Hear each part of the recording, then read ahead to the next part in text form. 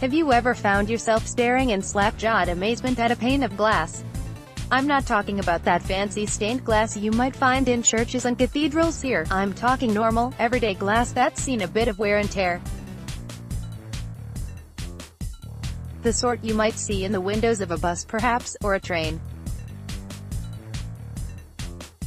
You know the type. It's grimy, it's covered in scratches and smudges, and subliminally it shouts, "People have been here before." In real life I wouldn't give that kind of thing much more than a passing glance, but if glass is done right in VR, well then it adds this undeniable sense of realism to your surroundings.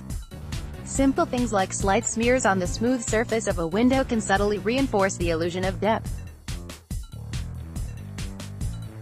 A reflection of light viewed at just the right angle might illuminate dozens of tiny scratches, which suddenly makes the world feel lived in. These may sound like small things, but they all contribute to something every VR adopter wants: heightened immersion in a virtual space. Why am I telling you this? Well, there's a couple of moments where I get positively giddy about simple panes of glass in this week's Ian's VR Corner, and you can witness them for yourself in the video below, where I play through the first hour of Red Matter on PlayStation VR.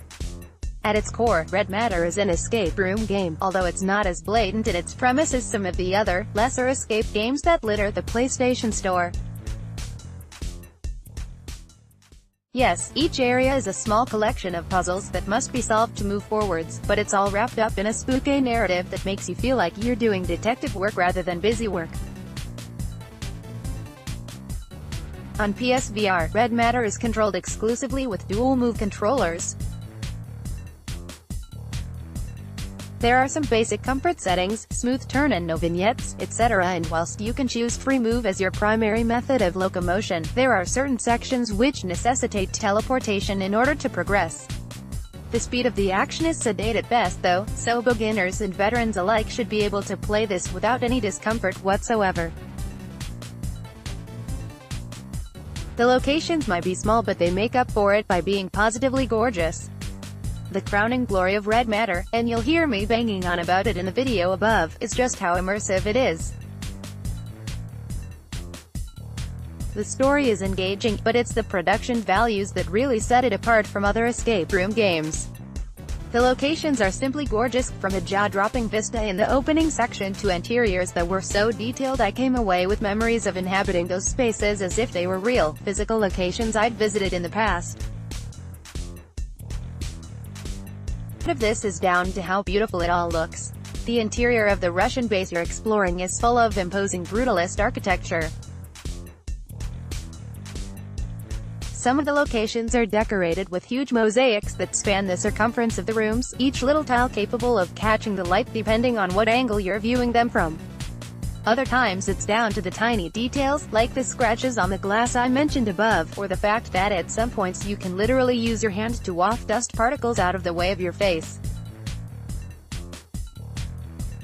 Red Matter's impressive immersion isn't solely down to how good it looks.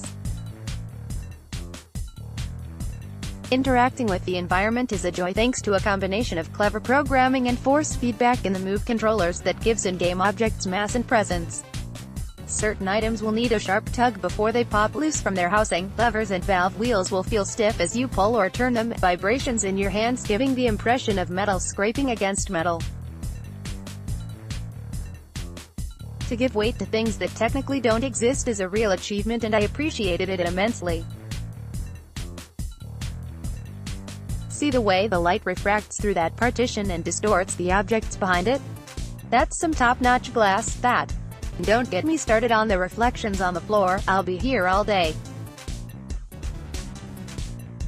One of the only negative points I can think of is that the runtime of 2 to 3 hours may be a little short for some, even more so if you factor in the current price point of $25.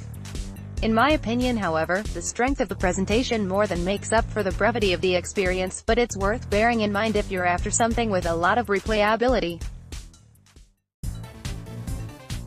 Red Matter oozes realism, and simply put it is a masterclass in virtual reality world building. From the incredibly well-produced and believable visuals through to the tiny, subtle touches that give weight and heft to the digital objects in your hands, everything about Red Matter works towards absorbing you into its world. It may well be an indie game, but its short runtime encompasses AAA production values, and if other developers can follow its lead, the future will look bright for VR. If you enjoyed this episode of Ian's VR Corner, you can catch up with my previous adventures over on YouTube in our VR playlist, where I get silly with Kona VR, Salaryman Escape, The Exorcist, Legion VR, Killing Floor, Incursion, The Persistence, Detached, Pixel Ripped 1989, Wreck Royale, Arizona Sunshine, Transference, Zone of the Enders 2, Downward Spiral, Horror Station, Astrobot Rescue Mission, Evasion, Free Roam Zombie Survival, Home Sweet Home, Paper Dolls, Legends of Catalonia, The Land of Barcelona, Beat Saber, Aka's Path VR, Gungrave VR, Borderlands 2 VR, Ace Combat 7 and A Fisherman's Tale.